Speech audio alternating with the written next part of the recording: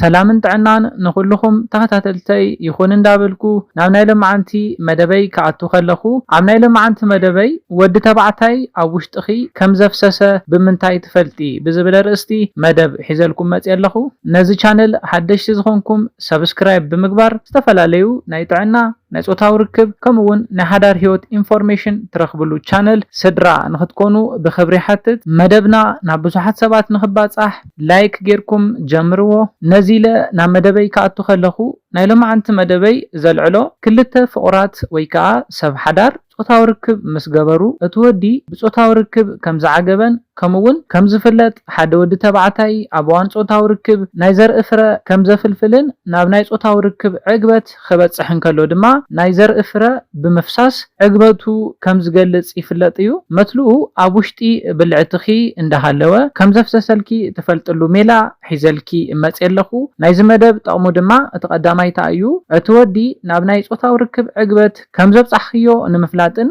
اتخالاي دما مستنسي اتتحيزو زيتدليت انسي نخيغاطمكن كتنققا زحግዘክን እዩ ስለዝኾነ እዘን ቀፂለ ዝሕብረልክን ነገራት እንተ ጋጢሙክን ክትገብርኦ ዝግበአክን ነገራት አታሒዘ ክነግረክን ሓደ ወዲ ምስ ዓገበ ዘርኤን ምልክታት እትቀዳማይ ኮይኑ ድረኽቦ እንታይ እዩ እቲ ኢሬክት ገይሩ ወይ ከዓ ደዊሉ ዝነበረ መትልኡ ኣብ መንጎ ጾታዊ ርክብኩም ናይ ምድቃስ ጠባይ የምጽዩ ወይ ከዓ ደው ምባሉ እንተቋሪጹ ናብ ናይ ጾታዊ ርክብ ዕግበት ከም ዝበጽሐ ትፈልጥሉ ሜላዩ ምክንያቱ እንታይ እዩ መትሎ ኢሬክት ክገብር ዝኽእል ናብ መትሎ ዝመጽእ ናይ ደም ምዝዋር አክቲቭ ክኾን እንከሎ እዩ ወይ ከዓ ደም ኣብ መትሎ ከባቢ ክጠራቀም እንከሎ እዩ ናብ ናይ ጾታዊ ርክብ ዕግበት እንተበጽሑ ድማ ናይ ደም ፍሎው ቀስ እንዳበለ እንዳቀነሰ ስለዝመጽእ እዩ ናይ ወዲ መትሎ ኢሬክት ምግባር የቋርጽ እዩ ኣብዚ ግዜ ማለት እዩ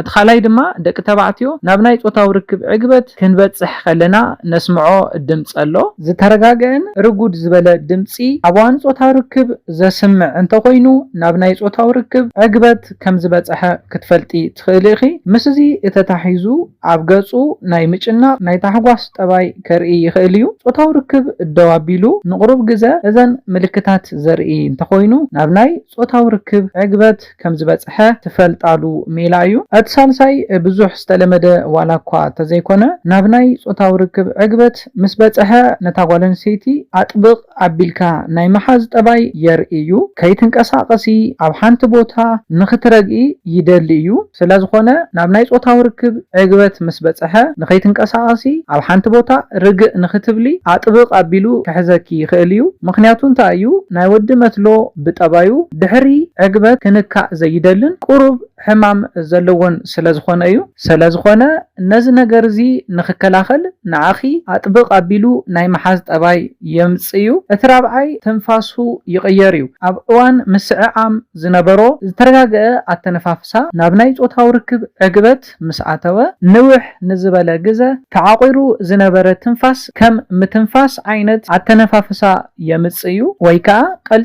ቀልጢፉ አየር ናይ ምስሓብን ናይ ምውፃእን ስርዓት አየር ከምጽእ ይኽእል እዩ ምስዚ እተታሒዙ ናይ ልቢ ህርመቱ ይውስኽ እዩ ስለዝኾነ ሓደ ወዲ ናብ ናይ ጾታዊ ርክብ ዕግበት ምስ በጽሐ ዘርኤን ጠባያት እዚአን ይመስላ ስለዝኾነ በዓል ገዛኺ ወይ ከዓ አፍቃሪኺ ብጾታዊ ርክብኩም ከም ዝዓገበ በዘን 4 ሜላታት ክትፈልጣ ትኽእላይኽን ነዚለ ናይ ለማዓንቲ መደበይ በዚ ክዛዝም ካብ ናይ ለማዓንቲ መደበይ ዝኾነ ሓድሽ ነገር ከም ዝሓስኩም ተስፋ ይገብር ሓሳብ ርእይቶ ተሃሊኩም ብኮሜንት ሴክሽን ሓሳባትኩም ግለጹለይ መደብና ናብ ብዙሓት ንኽባጻሕ ላይክ ሼር ግበርዎ ሰላምን ጥዕናን ንኹላትና ያኔለይ